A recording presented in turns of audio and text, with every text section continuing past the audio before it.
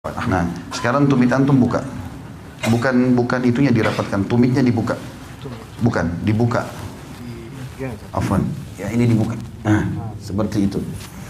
Jadi kalau lagi ngatur shaf, kakinya jangan seperti kipas begini ya. Tetapi ini tumitnya dibuka dan ukurannya ukuran standar pundak ini ukuran standar ya. Maka telapak kaki antum buka seukuran itu saja. Tidak usah masuk ke shaf orang di sebelah. Ya, ini serius memang karena kadang-kadang ada orang badannya kecil kakinya besar gitu kan, atau dia ikuti sejadahnya.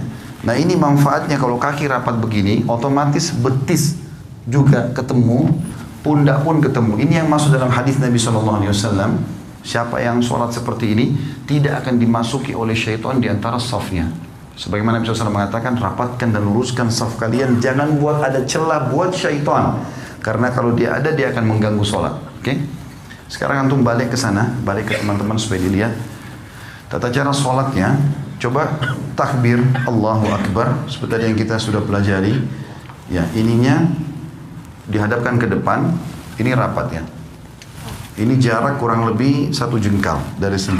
Tidak usah dikakukan tangannya. Coba, ya, ininya juga sejajar sama ini atau sejajar sama kuping. Ini nggak usah ikut pundaknya, tangannya aja. Ya. Antum nggak usah takut, saya tidak hukum. Coba dilenturkan saja, lihat saya, dilenturkan saja tangannya. Nggak usah kaku, ini semuanya ke depan dan rapat. Sejajar dengan pundak atau sejajar sama kuping, ya. Ya, ini ujung kuping. Dan ini standar tadi saya bilang. Ini standarnya. Takbir, kalau mau ruku juga Allahu Akbar, ya. Kalau mau sujud juga sama nanti. Sudah? Sekarang letakkan di dada saat takbir, ya, di ulu hati saja. Ya. Ini cara yang pertama adalah punggung kanan ketemu sama punggung kiri. Kemudian cara yang kedua, pergelangan kanan memegang pergelangan kiri, digenggam. Genggam begini. Ya, seperti ini betul. Ini digenggam. Ini cara yang kedua. Ini biasa saja, antum biasa saja. Ini pundak jangan ikut ya. Jadi tangan kita saja.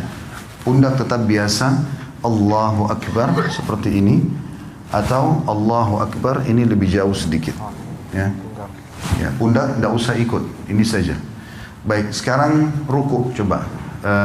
Afwan, tinggal butuh 1 orang. Jazakumullah khair. Yang duanya sudah, supaya agak lenggang. Antum balik ke sebelah sana sekarang. Coba ruku. Sekarang ruku, Allahu Akbar, dari awal, dari antum seperti normal lagi sholat, tangannya disadar, antum takbir, Allahu Akbar, mata ke tempat sujud. Ya, ini digenggam lututnya. Ini masih melengkung, ya. Baik, ini caranya, antum turun, dadanya dinaikin, kepalanya lurus ke depan, kepala lurus lagi, ya. Ya, seperti ini. Sekarang ini dipertahankan ya. Oke, coba lihat saya. Kalau saya sebentar Afwan, kalau miring dibilangin ya. Kalau saya di rumah saya praktikin pakai cermin, lalu saya praktikin ruku itu. Allahu Akbar, ini saya genggam, kemudian ini saya tahan begini. Rata nggak? Ya, seperti ini. Ini terasa paha di belakang ketarik, ya. Kepala juga ke depan. Ini disunnahkan Nabi SAW. Kalau antum pakai cara seperti ini, mau sejam pun rukuknya nggak masalah. Jangan turun, jangan juga naik begini, ya. Seperti ini, dan perhatikan siku ini jauh dari tulang rusuk ya. Dan ini ditekan, ini kita tekan ke dalam. Saya sekarang tekan ke dalam dan paha saya ketarik. Coba fadhal. Ya, ruku Allahu Akbar. Ya, ini sudah mulai. Tinggal kepala antum, enggak usah lihat ke beliau. Dagunya turun lagi, ya, gitu. Oke, ini masih naik lagi, jangan naik. Nah, gitu. Nggak usah lihat orang, lihat tempat sujud. Oke, baik. Kurang lebih seperti itu ya. Nah, cara praktik ini penting karena Nabi SAW ruku seperti ini. Dan beliau dikatakan kalau taruh bejana tidak tumpah ya. Sama dengan kalau bangun juga begitu dari ruku. Kembali ke awal. Begitu bangun dari ruku, Allahu Akbar, kita bangun, Sami Allahu liman hamidah. Mata jangan kemana-mana, tetap bersujud. Ini tadi bisa 2 cara, bisa seperti ini atau diletakkan di sini ya. Ada yang belum kita pelajari tentang masalah sujud, tapi saya akan praktekin sekarang. Sudah, jazakallah khair. Kalau mau ikut sama anak sebentar bisa.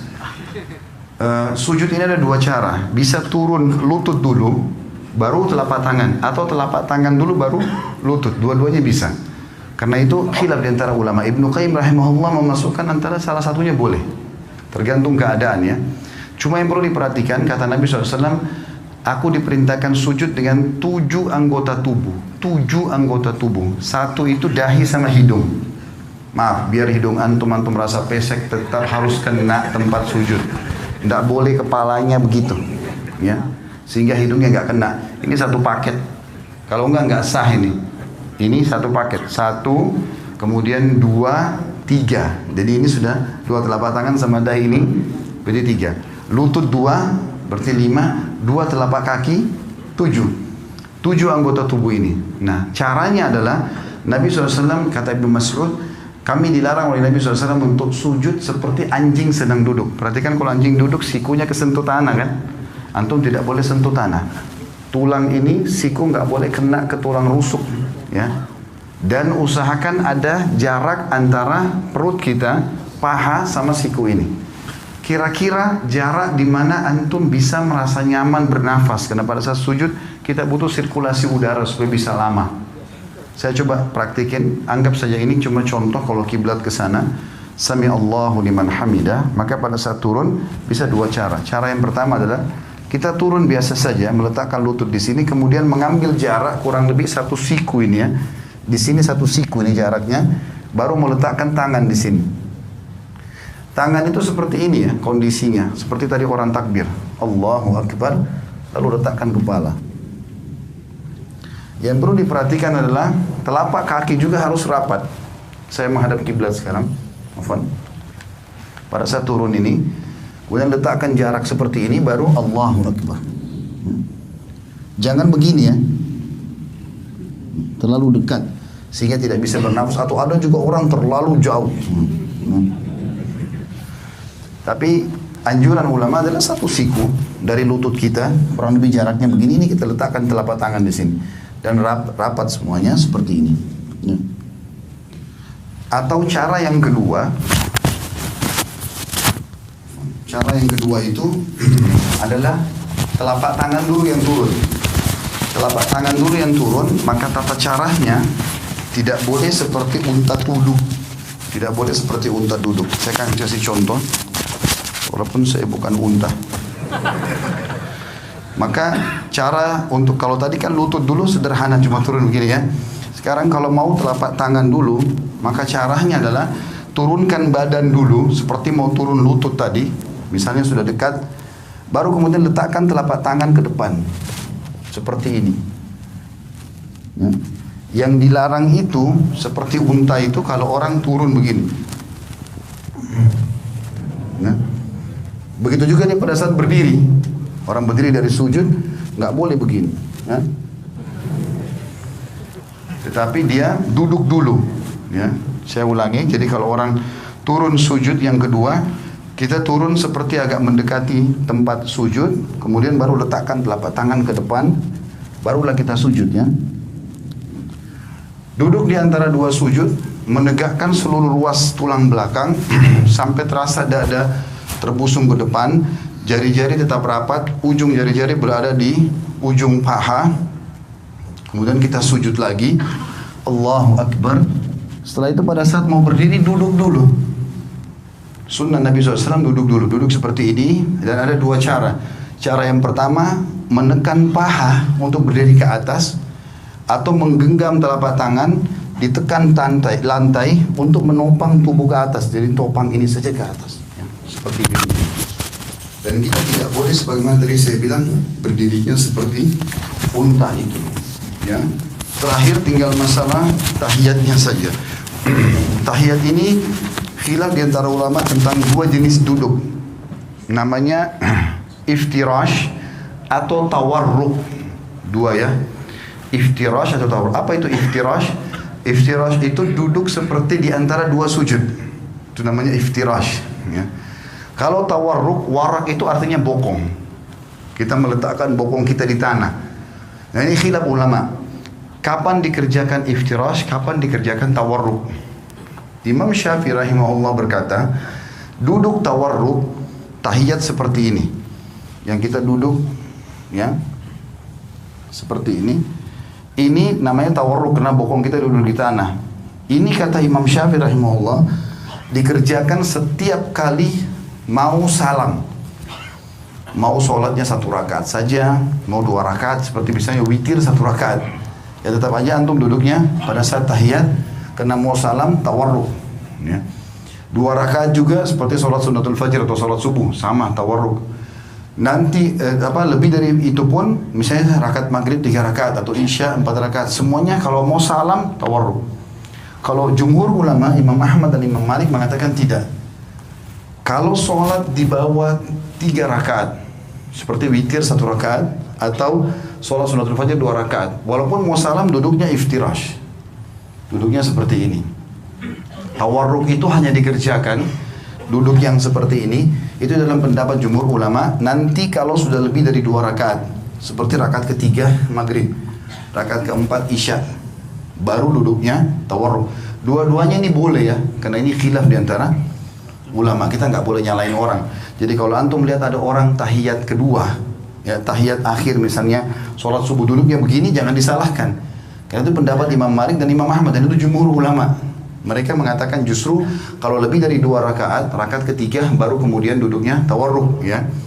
Tapi Imam Syafi'i mengatakan tidak. Jadi kalau ada yang sholat witir pun 1 rakaat sudah iftirash tawarruk, maka itu berarti mengikuti mazhab Syafi'iyah. Tinggal yang saya mau titik beratkan teman-teman, masalah salam dan tata cara mengubah dari iftirash ke tawarruk. Sekarang kan kalau iftirash itu seperti ini, telapak kaki kiri kita dipakai duduk, ya. Bagaimana caranya mengubah ini dari ini ke tawarruk? Perhatikan ya. Caranya adalah cuma memasukkan telapak kaki kiri ke bawah tulang kering kanan. Contoh, cuma begini saja. Ini dimasukkan, lalu kita duduk di tempat yang sama. Jangan begini, karena banyak orang kita begitu. Dia duduk begini langsung dia dorong orang ke sana semua. Jadi ini kena, semua kena. Dia nggak bisa duduk. Jadi cara yang benar adalah hanya memasukkan ini ke bawah sini saja dan duduk di tempat yang sama. Tidak berubah apa-apa. Saya tidak mengubah apa-apa di sini. Maka ini posisi yang harus diperhatikan. Begitu juga dengan masalah salam. Pada saat kita sudah selesai membaca tahiyat, tentu tahiyat sunnahnya ada yang mengatakan pada saat syahadat mengangkat jari, ada yang mengatakan juga nanti dari awal sudah at-tahiyat itu sudah mengangkat, ya. Dan hadis riwayat Tirmidzi, khilaf di antara ulama tentang masalah itu, tentang hadis Nabi SAW bahwasanya gerakan jari di tasyahud lebih keras bagi iblis daripada cambukan besi. Ada yang menghasankan, ada yang melemahkan. Kalau saya termasuk yang berpegang pada menghasankan hadisnya, sehingga menggerakkan jari itu, menggetarkannya bagian daripada sunnah Nabi SAW. Intinya antum setelah baca tahiyat tinggal salam. Dikatakan Nabi SAW kalau salam terlihat pipi putih atau putih pipi beliau oleh makmum di belakang. Jadi seperti ini. Assalamualaikum warahmatullah. Terasa ini tertarik. Tahan sebentar, baru Assalamualaikum warahmatullah. Badannya nggak usah ikut salam, ya. Cuma leher saja. Assalamualaikum warahmatullah. Assalamualaikum warahmatullah. Sampai situ. Mengusap wajah nggak ada dalam syariat. Jadi cukup situ berarti sudah selesai sholatnya. Allahu a'lam. Ini tata cara.